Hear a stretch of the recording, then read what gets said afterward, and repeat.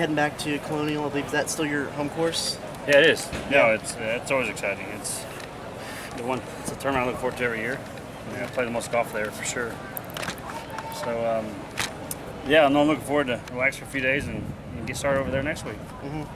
And just also good to be back near you, even playing in this tournament. Yeah, I mean it's always fun to come back home and play for sure. Here in Nelson, next week at Colonial. A little frustrated the way this week ended, but overall I'm playing good.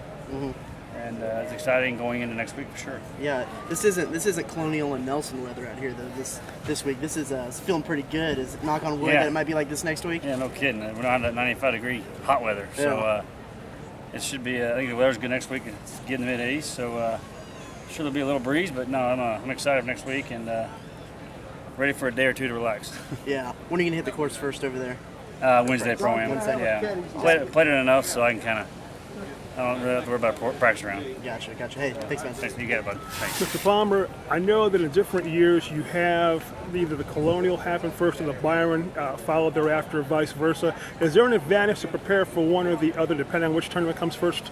Not necessarily. I mean, I've played Colonial so much. I mean, it really doesn't matter when I play it, I guess you could say. I don't know if playing Colonial would be beneficial, knowing I love that golf course much more, or just playing this week. But, I love where my game's at. A little disappointed this week, the way it ended, but I can't wait to get there next week.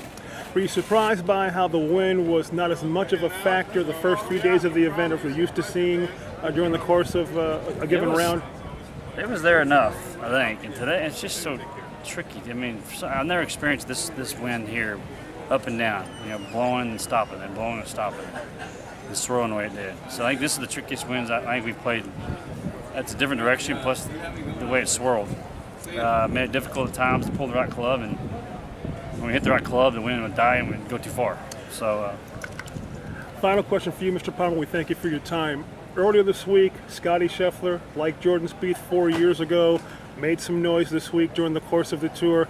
He gets a hole-in-one 2 holes after making the cut on Friday. As a golfer who's been around a little while like yourself, is that something that people like yourself will talk about with some of the fellow veterans to say, this kid may have it, or how about this kid doing what he did? Is that stuff you discuss in the clubhouse, or you keep quiet about that? Yeah, I mean, it was knowing that we work with the same teacher, Randy Smith. So I heard about that this morning, his hole-in-one. So it's pretty cool for a young kid like that to not only make the cut in his first tour event, but make a hole-in-one as well. So. He's got game. He's got a lot. I mean, he'll keep growing. He's getting bigger and bigger, it seems like, and he'll have some success in Texas, I believe. And one day we'll see him out here for sure. Well, certainly you'll have game at the Colonial next week. We thank you for your time and best of luck the rest of this week, sir. Yeah, thanks. Ryan Palmer, ladies and gentlemen.